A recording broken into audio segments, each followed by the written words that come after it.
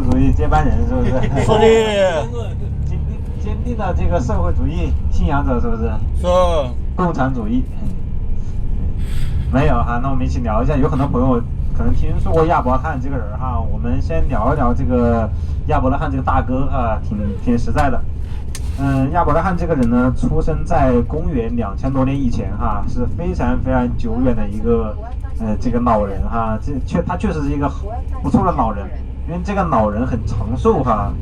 他有多长寿呢？在公元2000多年以前哈，这个老人就活到了这个80来岁了哈，就活到80来岁。这个故事呢，就是从他80岁左右开始发生的哈。那我们首先讲一下这个老人生活在哪里呢？这个老人生活在一个美丽的平原，叫做美索不达米亚平原。有朋友听过这个名字没有？有。幼发那里，对不对？幼发那里和在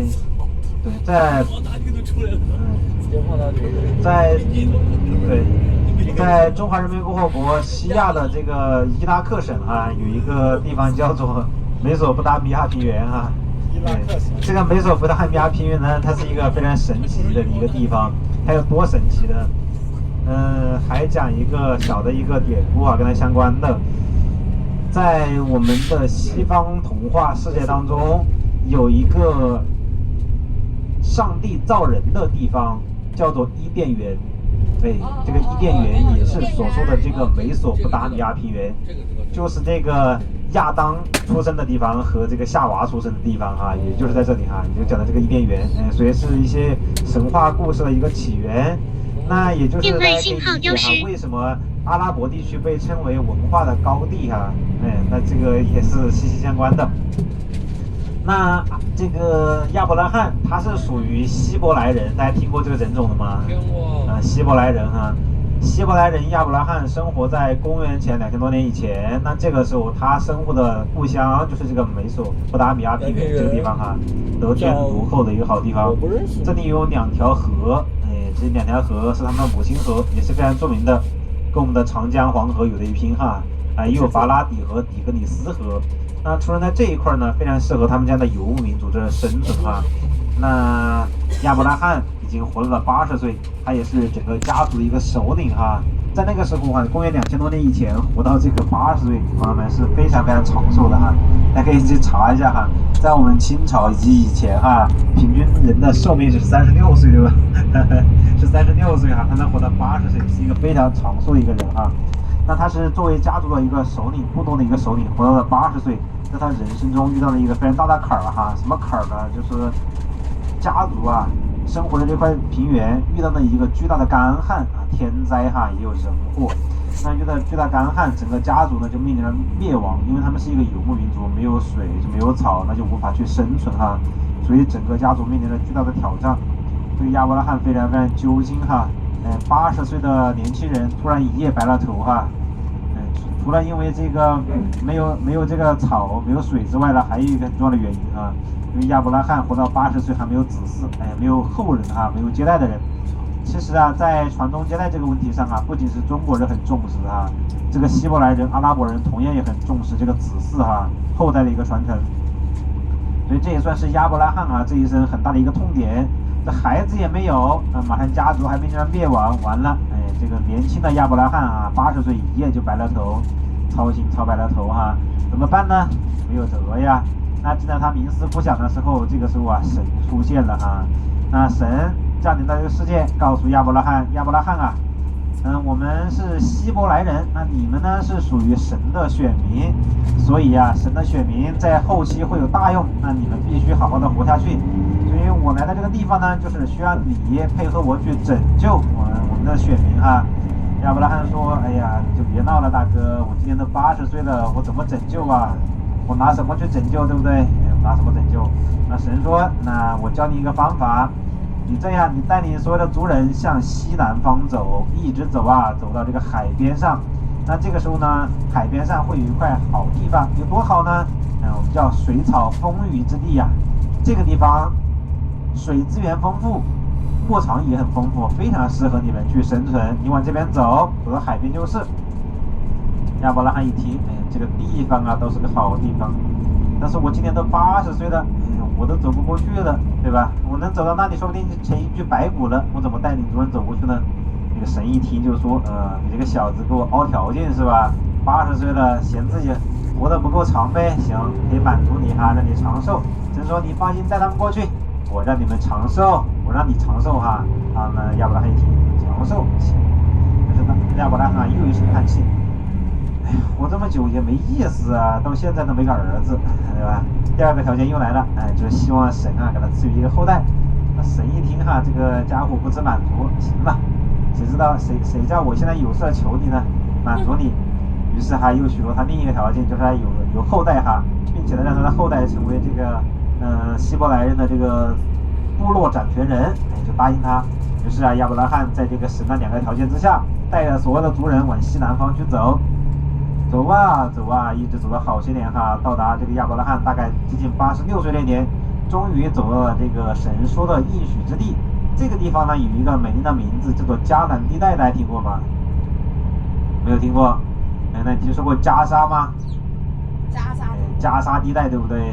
这块区域哈，那走到迦南地带，那这个时候呢，在迦南地带呀有很少的这个迦南人，来了一大批这个希伯来人，所以当时占领这块土地被称为应许之地哈。于是亚伯拉罕和族人就生活在那里，每天呢这个吃穿不愁，但是亚伯拉罕还是不开心。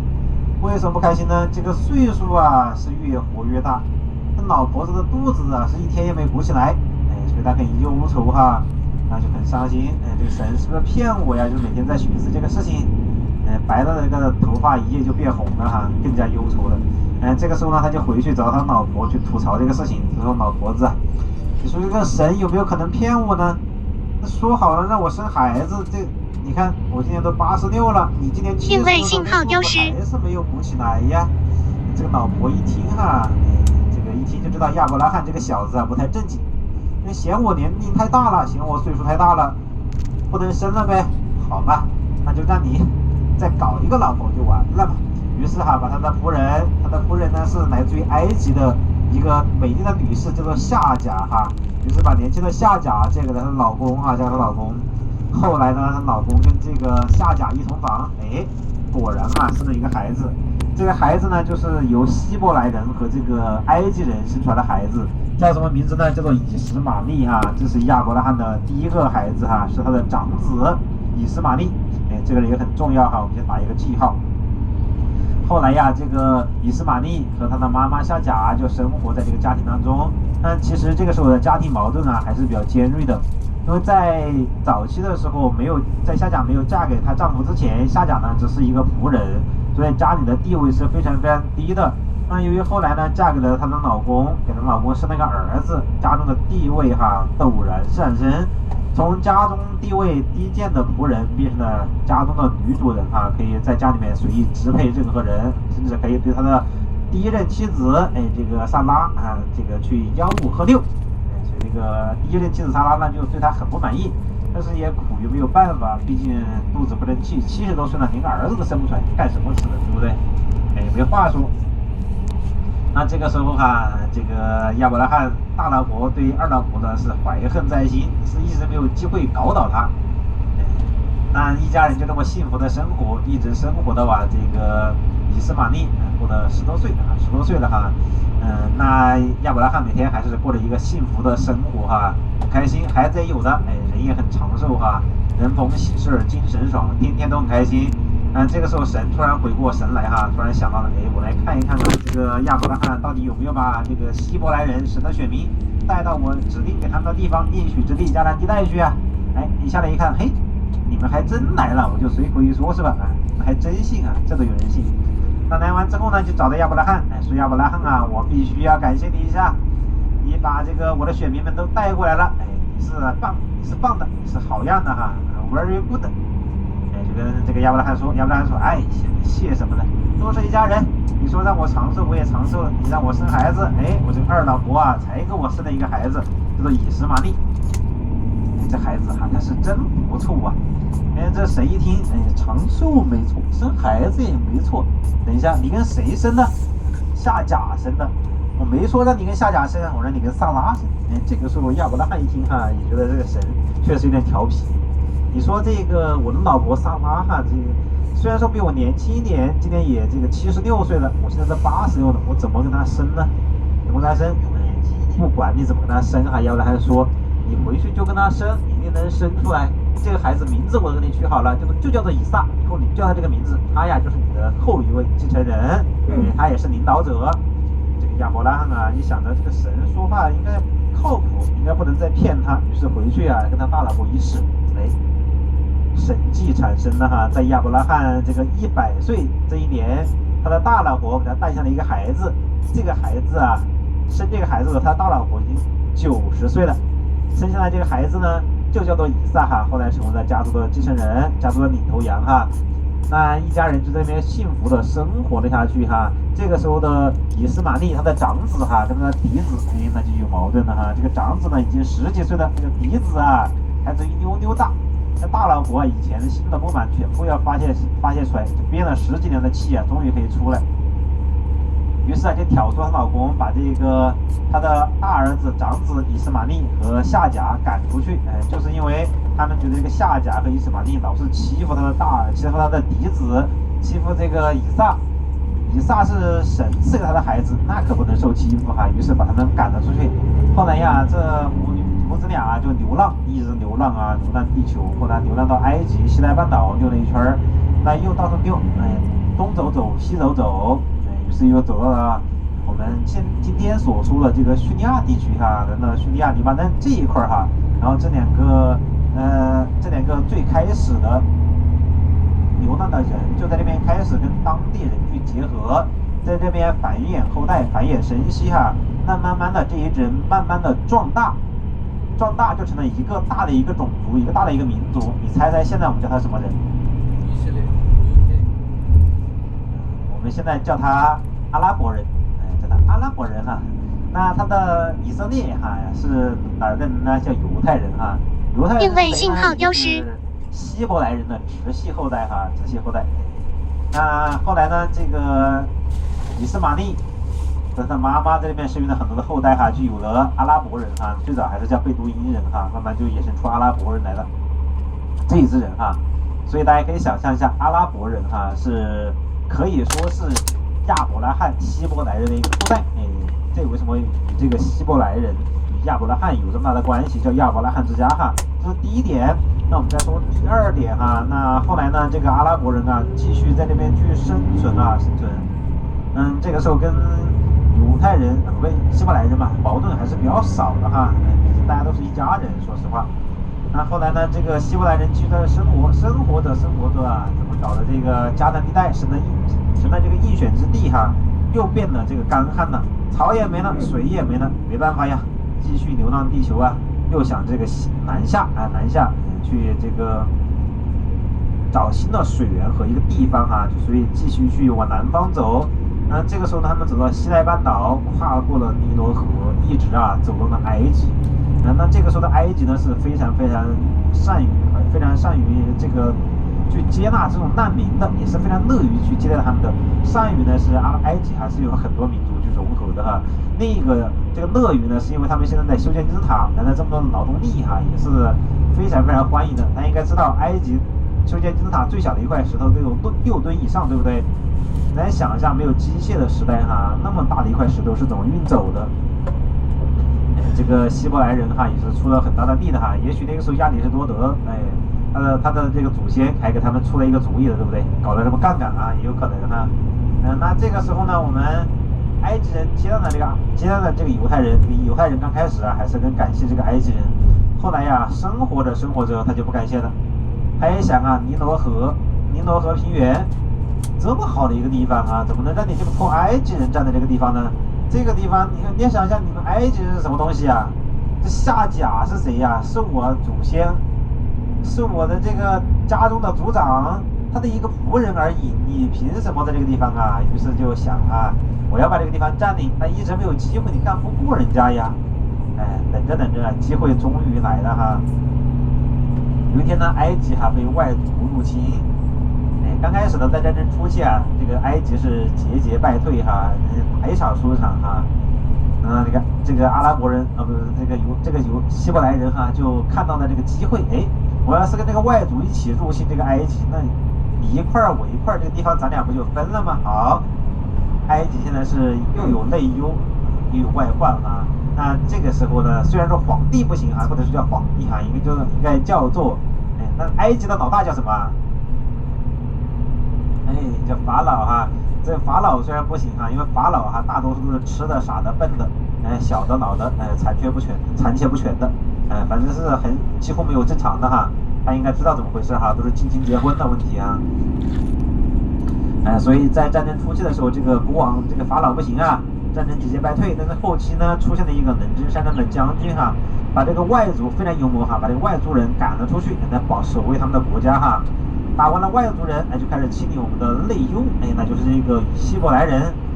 这个时候啊，埃及人就很痛恨他们，我收留了你们，给你们吃的，给你们喝的，还给你们钱花，你居然背叛我，对吧？你们都是些什么东西哈，一点不知道感恩。那确实也是这样子哈。那这个时候呢，埃及人就开始去讨伐我们刚刚提到的这个希伯来人，一直把他们赶到了这个红海的一个边上，完蛋了。前面是红海，后面是埃及的追兵，已经饿了好几天了，渴了好几天了，路都走不动了，还怎么逃命啊？怎么游过红海？怎么回到自己的家里面去呢？他们的家是哪里啊？迦南地带哈，怎么回去呢？回不去了呀，怎么办？没事啊，不用担心，因为啊，他们是神的选民。这个时候啊，在希伯来人当中出现了一个非常厉害的人物，这个人是谁呢？叫做摩西，听说过没有啊？摩西啊，从神的身边带回了摩西十诫，恳求神把红海一分为二，给他们留一条旧路，而且还恳求神啊，给他们一些吃的和喝的。这个时候神一听，神一看别的人说话不行，但是你摩西说话我必须听啊，因为是你创立的这个犹太教啊，正式创立，公元2000年以前，犹太教正式创立就是从摩西十诫开始哈。就从埃及往家里面逃的时候，这个路上创立了这个犹太教哈，这个时候才有了世界上最古老的，目前我们讲到的最古老的宗教之一哈，三大宗教当中，埃及诞生了犹太教啊，诞生了犹太教。这个时候呢，神把红海定位信号丢失，路给他们来走，然后还给他们吃的喝的，吃的喝的是什么呢？它从天空中降的那种像雪片一样的，这个雪片啊是香香的，从天上落下来。可以吃，里面还有非常多的一个水分，可以果腹，然后还能让你身上是香香的哈，所以这个一个香片可以吃，可以喝，可以擦在身上，都可以用，这是神赐给他们的。于是呢，就借助这些吃的，然后逃到了红海的一个对面。那么逃过去之后呢，这个红海呀又合而为一，然后这一批人后来就慢慢的又往迦南地带走，现在走回去情况就不一样喽。以前啊没什么迦南人，现在走回去啊，这边已经有了很多的贝都因人哈，那他们可不认识你说的什么神说的这是你的应许之地，那神还说这是我的应许之地呢，这个不讲道理哈。于是两个民族的矛盾就这么生了下来，这是大家今天呢可以看到这个犹太人和我们阿拉伯人最深的一个矛盾之一哈。那不管怎么说，这个犹太人还是回到这个地方，一直在这边生活又过了2000多年哈，这个时候来到了公元1世纪，公元1世纪诞生了一个响当当的一个大人物哈，这个人他的名字叫做耶稣，大家知道吧？这个耶稣诞生哈，他的妈妈是谁？大家知道吗？圣母玛利亚哈，于是神宫诞下了耶稣。耶稣呢是一个具有神迹的一个小朋友，他的表哥约翰哈最先发现了一个神迹，给他洗澡，所以他叫圣洗者约翰哈。在卢浮宫里面哈就有这幅画像，是这个圣约翰这样子来的这样一个画像哈，也非常经典的。那我们还没有说完哈，那我们已经走到了这个卢浮宫，走到了这个亚伯拉罕之家，大家可以看看我们的右前方哈，右前方我们关闭了哈，所以我们进不去哈，我们也跟大家说过了，我们只能在外面这边看一看，也不能过去哈，远离它。这边有3栋房子，一个犹太教的，你看我们右前方这个上面有个钉耙，像那个钉耙一样的犹太教的烛台啊。哪个钉耙？最里面那个是十字架的，那个是基督教的。然后这一个哈，我们离我们最近的，现在这个有个月亮的这样一个造型的，这个就是我们伊斯兰教的3大教的一个教地在这哈，一个圣地在这边。这什么？犹太教公元2000多年以前产生的，还有基督教公元1世纪产生的，还有公元7世纪产生的这个伊斯兰教哈。我们刚刚看了一下这个几个网，亚伯拉罕之家哈，刚刚那3个就是那我们接着往后面去讲哈，公元1世纪的耶稣诞生，以上帝之子的名义去传播这个宗教。我后面就稍微快一点讲哈，就不讲那么细了。上帝之子的名义去传播它，那后来呢，这个在当时是罗马帝国的统治之下哈，犹太人其实不乐意他把这个宗教传播出去，于是向罗马的这个君主去举报他，于是把他抓起来钉死在十字架上的，对不对？钉死在十字架上的3天之后复活升天，他的宗教啊，这个时候就刚开始是以犹太教的名义去传播上帝之子这样一个名义，没有人能够拦得住他哈。后来呢，就叫他基督教了哈，因为是 Jesus 哈，就是耶稣的一个名字哈，按照他那个名字来创立的一个宗教。这个宗教啊，发扬光大，铺展开来，弥漫了整个罗马帝国。后来罗马帝国呢，也是遇到了分裂哈，天天打仗哈，罗马内部也不稳定，天天打仗，内部不稳定，于是分裂了一个东正教和一个基督教哈。这个时候就是大家说的2个大的一个宗教。再到后来，在16世纪左右的时候哈，在西欧这边出现了一个人叫做马丁路德，然后又改变了一下这个宗教，于是又产生了一个新教哈。但现在还有很多的一个小分派哈，这3大是3大主教哈。那在公元1世纪就有了基督教，再到后面呢，当然这个基督教也产生于犹太人，对不对？所以跟亚伯拉罕也是息息相关，亚伯拉罕的后人。还有一个就是在公元7世纪的时候啊，这个亚伯拉罕儿子的后代，以实玛利的后代，叫做穆罕默德，他出生了哈，他呢又搞了一个伊斯兰教，哈，又搞到了这里，所以这是3教之家，我们叫做亚伯拉罕之家，都是与亚伯拉罕这个人息息相关的。3个宗教呢没什么大的一个认同感，但他们都认同一个事儿，什么事儿呢？就是亚伯拉罕这个人，3个宗教都认可，这一点很难得哈，一般人都是不认可这事儿的，但是他们都认可这个事儿哈。于是就有了我们刚刚看到的亚伯拉罕之家哈。所以我们在这看大家细讲一下这个地方。现在呢，我们就来到这个卢浮宫哈，来到卢浮宫，我们这边的一个外观的一个形成哈。我们只能在外面看看，我们就不进去。